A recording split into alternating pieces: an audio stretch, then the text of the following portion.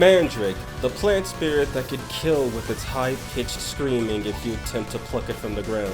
Thankfully, or sadly, she cannot cause harm with the sound of her voice in this game. Ward off evil increases the chance of natural recovery from ailments for all allies by 30%. This stacks with resistances and luck calculations.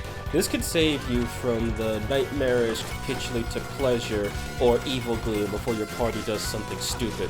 The only problem is that Mandrake is weak to Mirage. While not the worst if you decide not to attack, Mirage skills have the highest possible infliction rate of all ailments, so it won't be difficult for enemies to press turns off of her. Potential is best used when you haven't or can't get the sutras to bump up your party's proficiencies.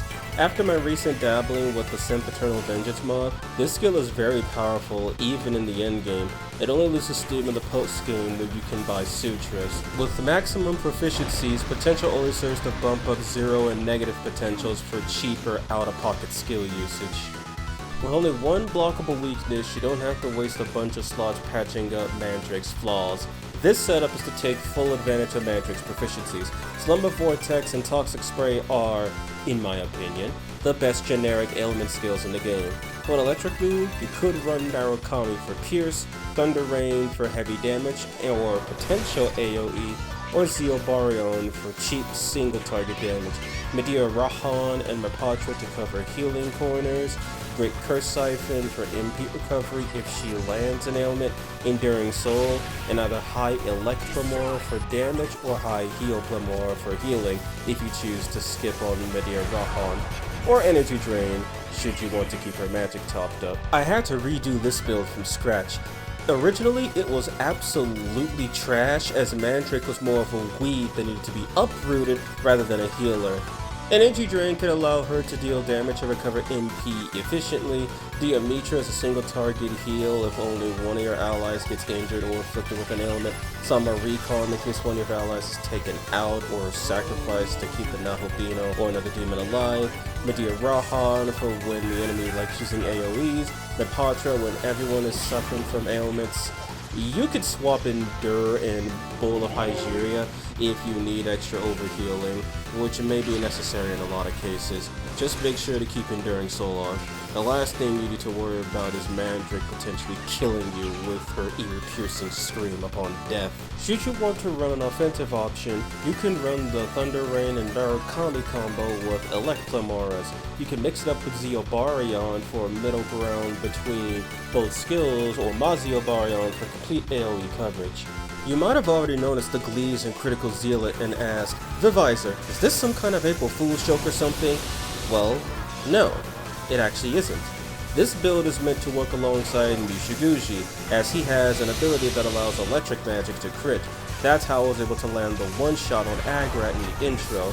I was running Savage, not critical, and with the Glees and Zealot, a crit was basically guaranteed thanks to their luck differences as well.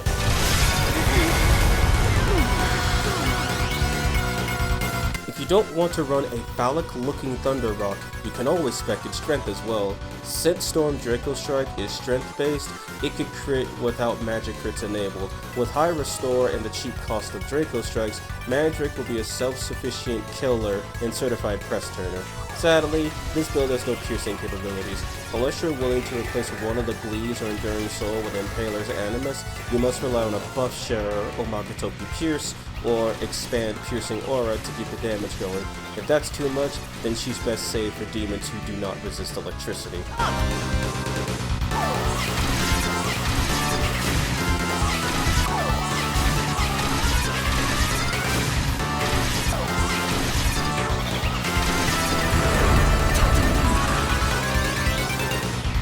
Mandrake is not a very impressive demon compared to other early game demons.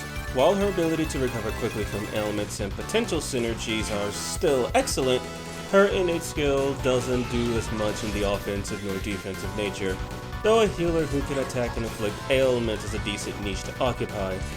With electric being one of the most common weaknesses in the game, she'll have her chances to shine on the offensive side. One last thing, somebody looked at this plant and thought, too lewd, censor it. Fire. We rise!